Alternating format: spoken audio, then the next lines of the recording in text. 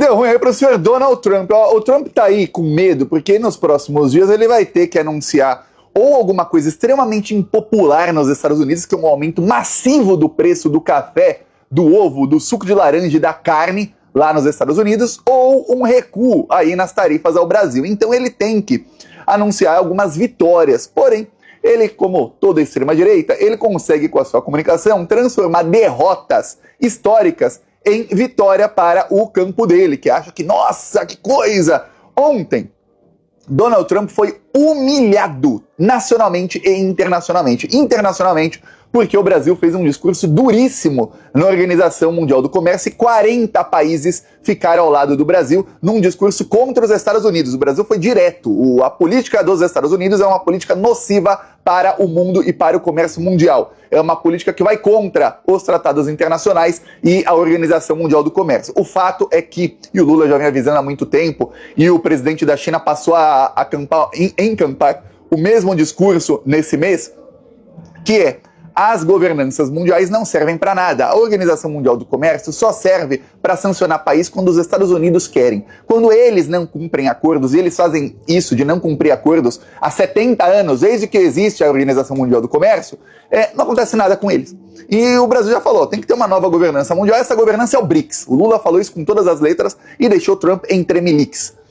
Acontece o seguinte: já eu falo aqui do Brasil na Organização Mundial do Comércio. Acontece que agora está todo mundo contra os Estados Unidos. Aí o Trump resolveu anunciar uma vitória.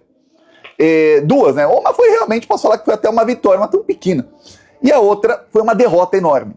A primeira, eu vou falar da vitória dele. O Trump negociou com a Indonésia, aliás, com a Filipinas. Filipinas é um país que tem um ditador, tá? A Filipinas tinha um governo de extrema-direita que era chamado do Bolsonaro asiático. Ou da Oceania. Aí a Filipinas conseguiu se livrar do Bolsonaro de lá. E aí entrou um cara pior ainda, que também é de extrema-direita. Um cara que é filho do ex-ditador, que foi ditador do país por mais de 20 anos. Aí você fala, pô, que coisa, né? Sai um cara de extrema-direita e entra outro, que esse já tem experiência em ditadura, porque o pai dele era ditador. Então sai o que tenta impor uma ditadura e entra outro para impor uma ditadura também de extrema-direita. Isso também tá ruim a coisa lá nas Filipinas. E aí o atual presidente de extrema-direita fechou um acordo com Trump, que ele abriu as Filipinas para os Estados Unidos sem nenhuma tarifa.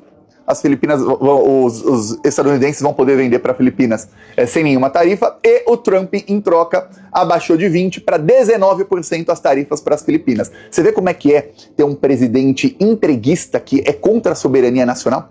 Para reduzir em 1% o valor da tarifa, o cara abriu tudo pro Trump. Essa aí posso falar de vitória, só que com um país aí que tem aí um comércio com os Estados Unidos muito pequeno. Mas muito, muito pequeno, e que não vai aumentar nada aí, tirando os impostos. Ok, e aí ele teve uma derrota enorme. Ele anunciou aí o maior acordo da história com o Japão. Esse acordo aí diminui as tarifas para os produtos japoneses de 25% para 15%. Só que o Japão vai retalhar e vai também tarifar os produtos estadunidenses em 15%. E aí o Trump falou que o Japão vai investir aí nos próximos 2 anos 550 bilhões de dólares nos Estados Unidos. Só que aí você fala, nossa, Thiago, é muito investimento, pô, $500 bilhão em investimentos. Quando a China anuncia aí, o Lula vai para a China e consegue 100 bilhões de reais, a gente comemora, imagina $500 bilhão. Vitória do Trump. Só que esse investimento não é investimento de empresas japonesas nos Estados Unidos para criar fábricas, gerar emprego, não. Esse investimento é o volume de compras que o Japão vai fazer dos Estados Unidos nos próximos 2 anos. E aí eu vou te falar, sabe quanto o Japão comprou dos Estados Unidos nos últimos 2 anos? $500 bilhões. Então, vai aumentar em 10% as compras? Será que vai mesmo? Com tarifa de 15%? Difícil, hein? Então, todo mundo aí falando, pô, esses investimentos são compras que já são feitas. Pô, que mega investimento. Ó, se você falar assim, então, ó, os Estados Unidos investiram $40 bilhões no Brasil ano passado, porque eles compraram $40 bilhões no Brasil. Pô, é isso, investir no país agora?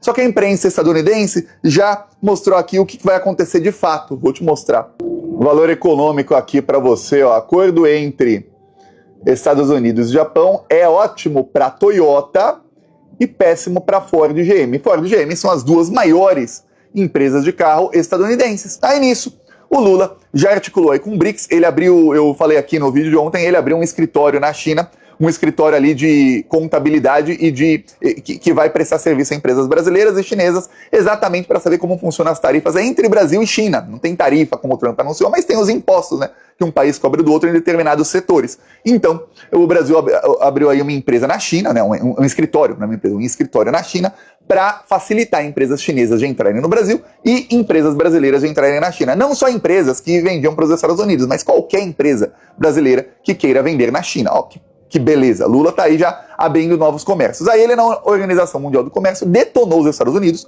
falou que o que o Trump tá fazendo aí vai contra as leis internacionais, é uma política aí de guerra, a política dos Estados Unidos, e aí o discurso aí do Brasil teve apoio lá de 40 países, entre eles todos do BRICS, e países da União Europeia, mais México e Canadá. Então você vê que a União Europeia está sendo jogada aí no colo do BRICS, que está acontecendo uma coisa que não acontecia antes. O Brasil começou a fazer parceria com países que, se você pensasse 5 anos atrás, olha, eu vou falar até no governo Dilma, tá? Se você pensasse 9 anos atrás, em 2016, ou 10 em 2015, mas principalmente se você pensasse aí no governo Temer ou Bolsonaro, você não imaginaria